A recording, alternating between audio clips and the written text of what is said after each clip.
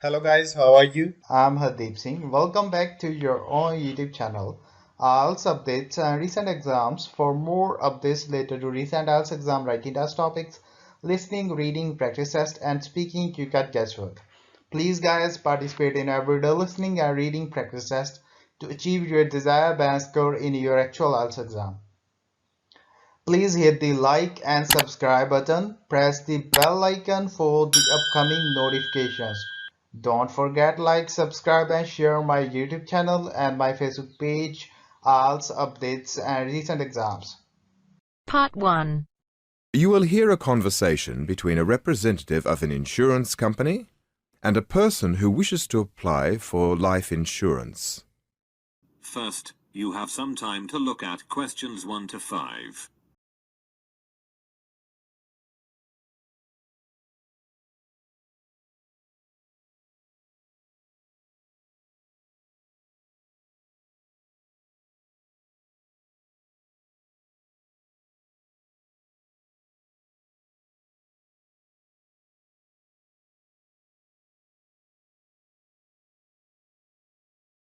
Now, to process your application, I need some details about you and about your medical history. Could you tell me your name, please? Yes, my name is Rowlands. That's Rowlands. George Rowlands. Thank you. And your address, Mr. Rowlands? I live in Strathfield, at 52 Green Street. The postcode for Strathfield is 2135. Strathfield 2135. Thank you. How old were you at your last birthday? I was 35 on September the 10th. How tall are you, Mr. Rowlands? I think I'm about 170 or 175 centimetres tall. Let's say 1 metre 75. And is your current weight your normal weight? Oh, yes. My weight doesn't change much. I suppose I'm lucky, really. I've never had to worry about putting on weight. I'm always about the same, around 80 kilos. Fine. Are you married at the moment, Mr. Rowlands? Actually, that's one of the reasons I wanted to sort out some insurance. I'm planning to get married quite soon. I guess when you settle down, you start to think of things like that. Yes, we often find people take out life insurance when some major change happens in their lives, like getting married or changing their job. Before you hear the rest of the conversation, you have some time to look at questions 6 to 10.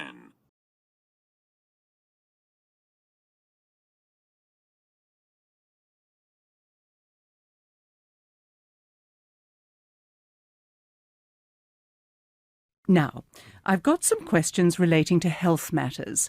We will, of course, be requiring a full medical examination, but I need some basic details from you now. That's okay. I expect you need to know that I'm healthy, don't you? That's right. Have you ever had a serious illness at any time of your life? What would you describe as a serious illness?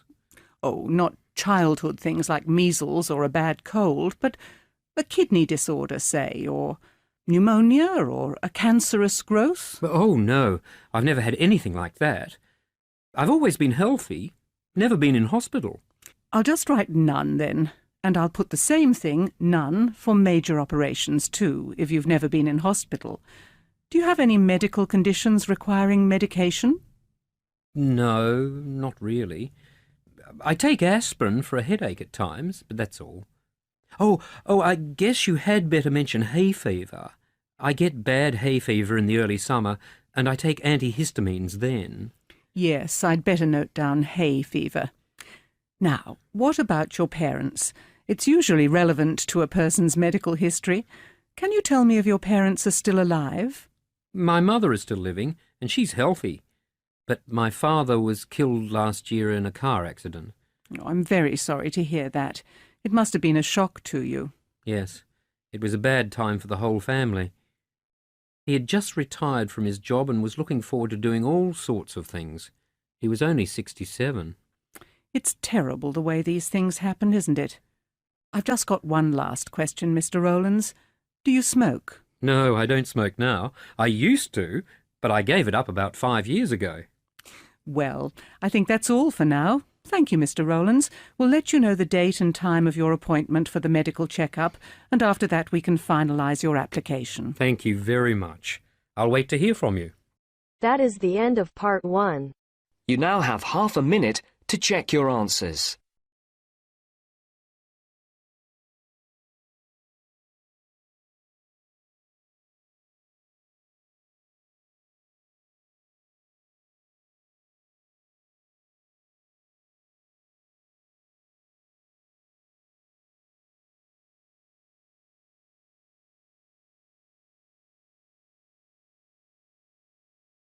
Now turns to part 2. You will hear a tour guide giving information about a historic house and the organisation that owns it. First, you have some time to look at questions 11 to 16.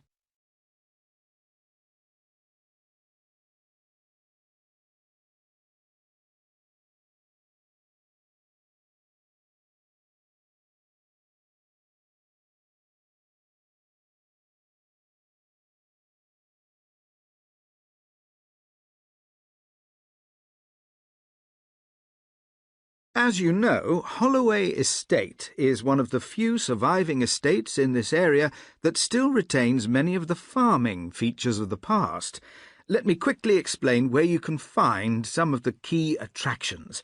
If you take a look on your map, we are now standing at the foot of the steps to the manor house. Can everyone see it marked with an arrow? Don't forget, this is our meeting point for when we leave. So, directly behind us is the fountain. From here, heading left, the path takes you to a gate which leads into the famous Holloway orchards, where for hundreds of years the estate has been growing its highly prized apples, cherries and plums. Incidentally, if you fancy trying them, a range of delicious Holloway jams and preserves are available in the gift shop. Speaking of which, the gift shop is to the right of the main house. If you go through the gate, the left-hand path takes you to the apiary, that's to say, the beehives, where Holloway honey has been collected for more than 250 years. And yes, before anyone asks, you can also buy Holloway honey. If you take the right-hand path, you will come to some old farmers' cottages, which have been renovated and are rented out as holiday cottages. Please feel free to admire them from the outside, but as there may be guests staying in them right now, please respect their privacy. From the back of the main house, crossing the car park, and just before you get to the cattle fields, you will find a row of 3 buildings. The middle one is the old dairy. The dairy is actually working, producing butter and cheeses using traditional methods. Next to that, on the left, are the former cattle sheds, where the livestock was kept. Nowadays it's used as a museum, so those of you who are keen to explore Holloway's farming past should pay it a visit. The building furthest from the manor house is the old ice house, which is no longer in use and is due to be restored, hopefully next year. Last but not least, you may have noticed on the way in that on either side of the main gates are 2 small houses. This is a traditional feature of country houses of the period. On the right-hand side, as you enter the estate, is what was known as the gatekeeper's lodge. This has now become the estate office, and the estate manager runs the estate from there. OK, I think that just about covers everything. Before you hear the rest of the talk, you have some time to look at questions 17 to 20.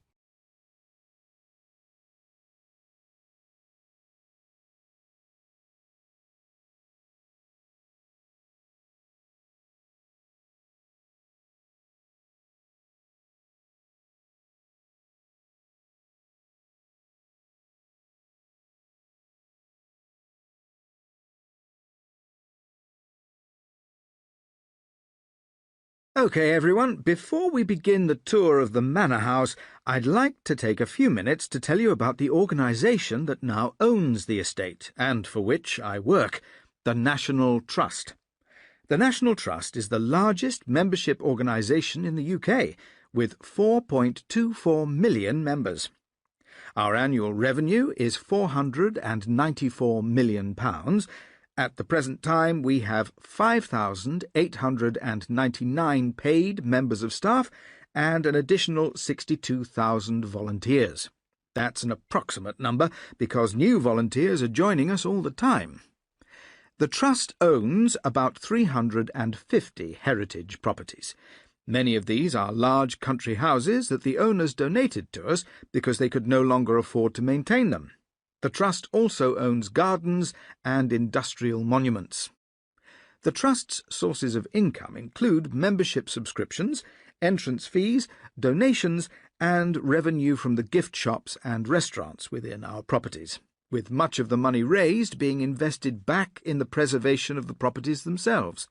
And, of course, this is the principal purpose of the National Trust, the conservation and protection of historical places and spaces, with a view to making them available to the public. As well as owning stately homes and houses associated with famous people, the National Trust has gradually extended its collection of art, and it also owns valuable books, clothing, furniture, ceramics, and all kinds of unusual objects. Now, if you would like to join the National Trust, I have the forms here, or you can visit our website and join online. You'll get unlimited access to hundreds of wonderful days out across the country. Lifetime membership costs £1,555, but most members join for a year at a time. Individual membership is currently £64 annually, but it's cheaper to join with your partner or another family member, as it'll be £108 for 2 people living at the same address. For a family of 4, 2 adults and 2 children, a year's membership costs £114. It's a great gift for a birthday or other special event. There are lots of benefits to being a member. As well as free parking at all our locations, you receive a National Trust handbook full of information to help you plan your visits. And if you pay by direct debit, you'll receive a free pair of binoculars. Oh, I almost forgot. All members receive a free copy of the National Trust magazine, sent to you by post 3 times a year. The end of part 2. You now have half a minute to check your answers.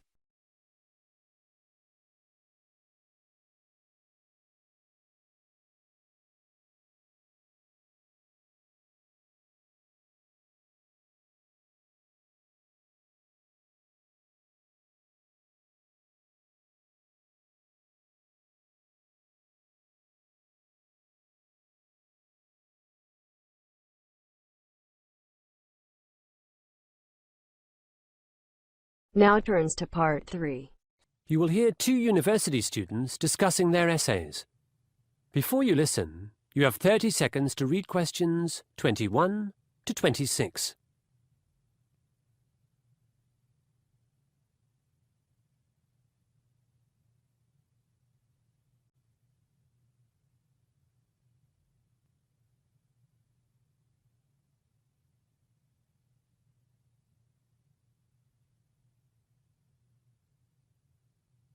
How's it going, Sue?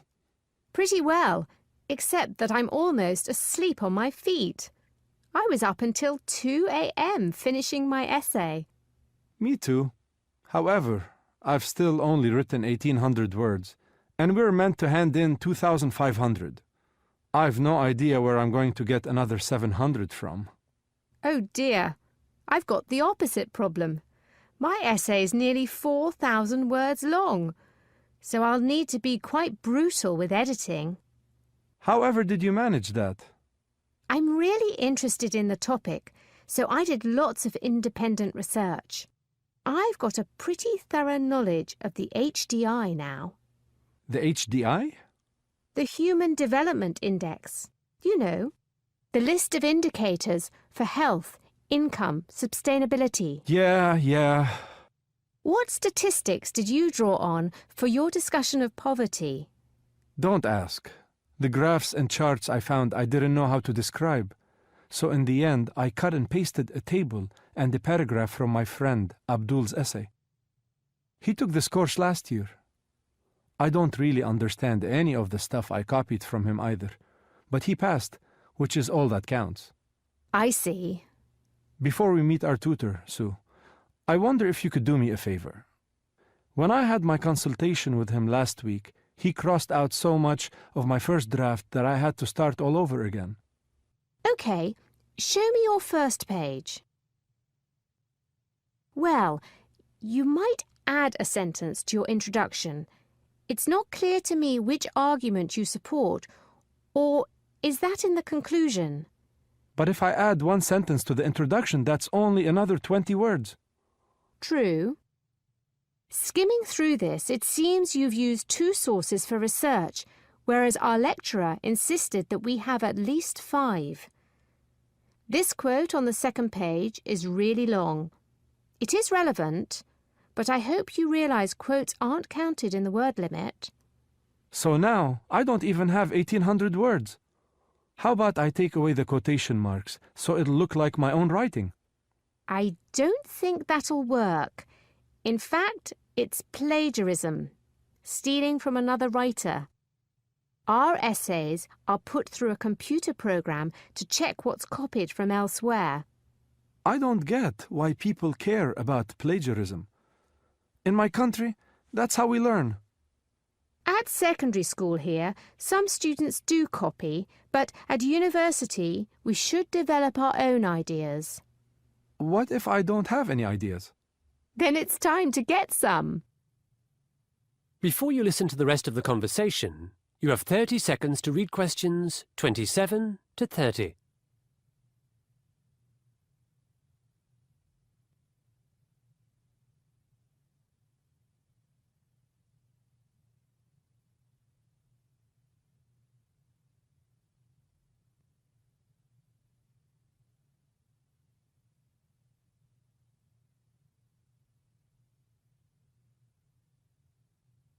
What shall I do about this long quote, Sue?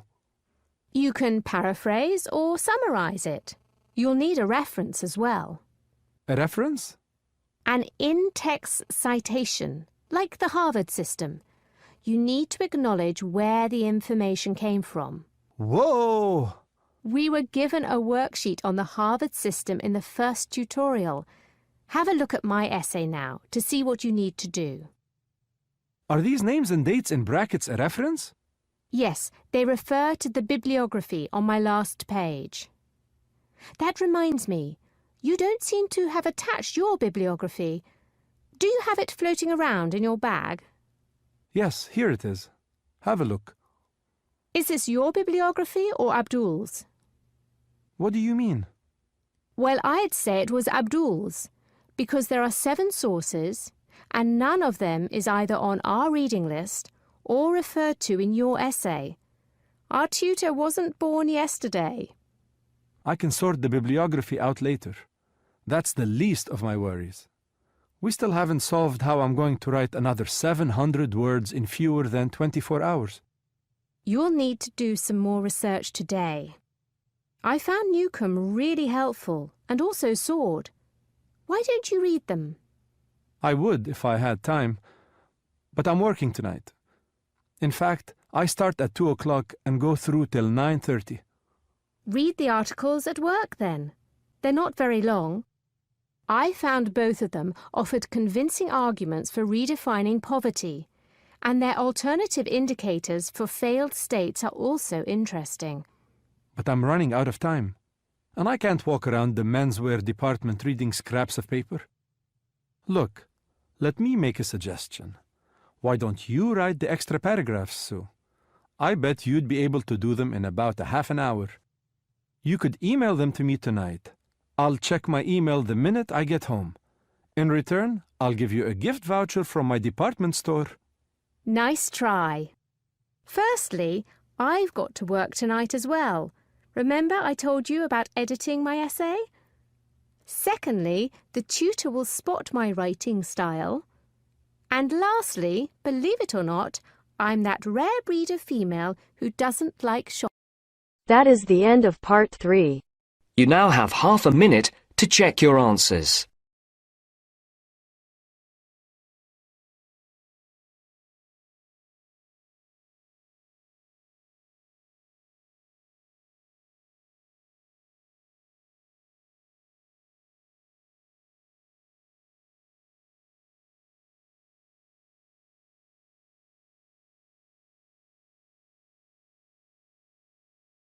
Now turns to Part 4. You will hear a lecture on desalination. Before you listen, read questions 31 to 40.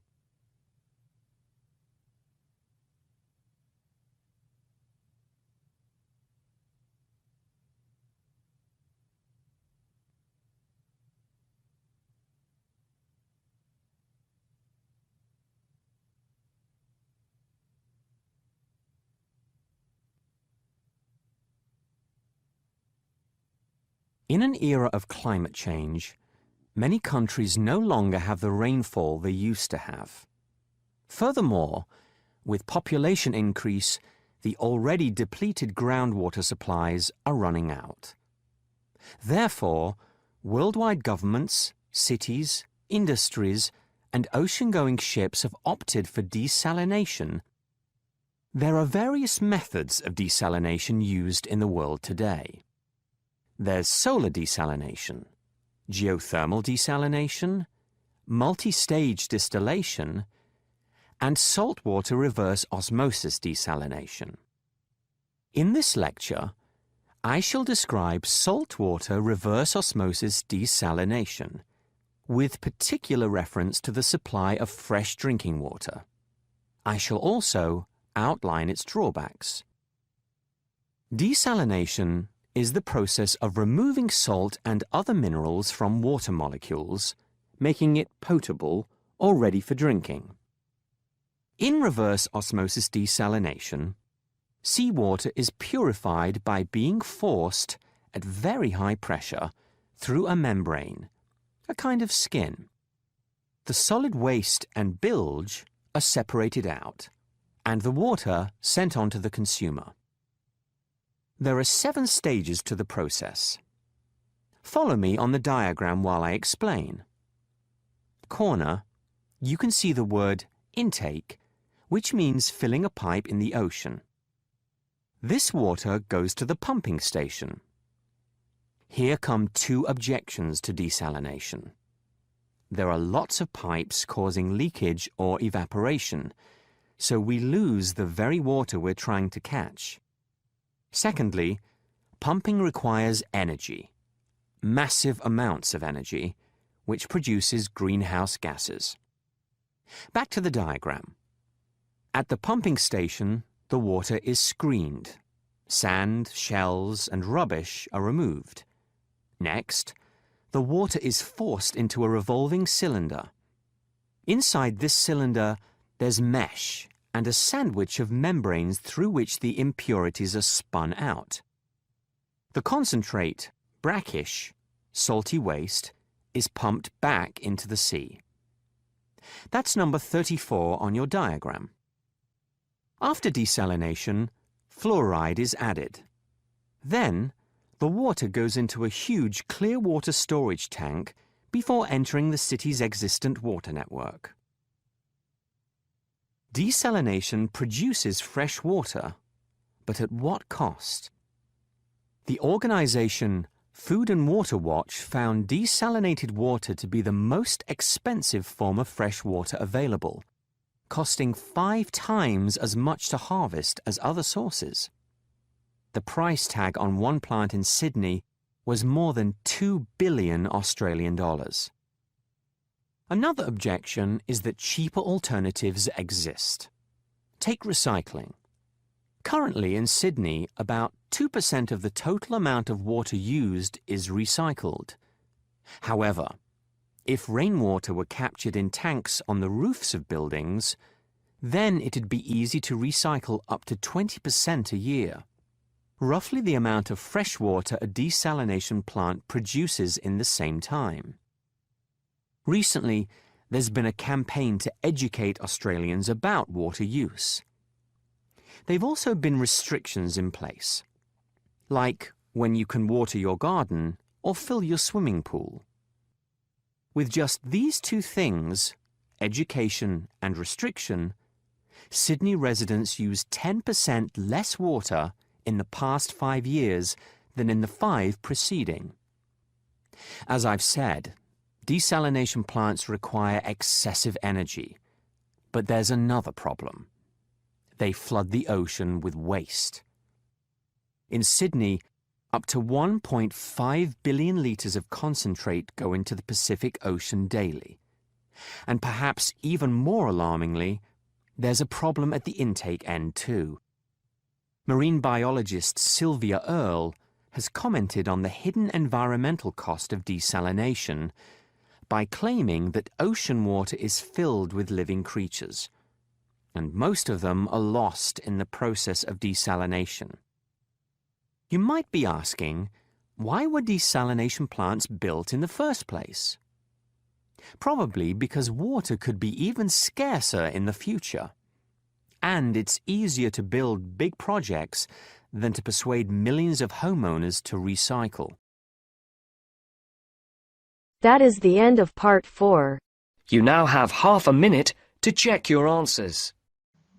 So guys, don't forget like, subscribe and share my YouTube channel and my Facebook page. IELTS updates and recent exams. For more updates related to recent IELTS exam writing test topics, listening, reading, practice test and speaking, you got guesswork. Please guys, participate in everyday new IELTS listening and reading practice tests to achieve your desired band score in your actual IELTS exam. For more IELTS material, visit my official website www.ieltsupdatesandrecentexams.com. The link is given below in the description. If you need PDF files of latest IELTS material, then please join my Telegram channel. So guys, please write your score below the comment section. Again, thanks for listening. God bless you all guys. Stay tuned, stay safe.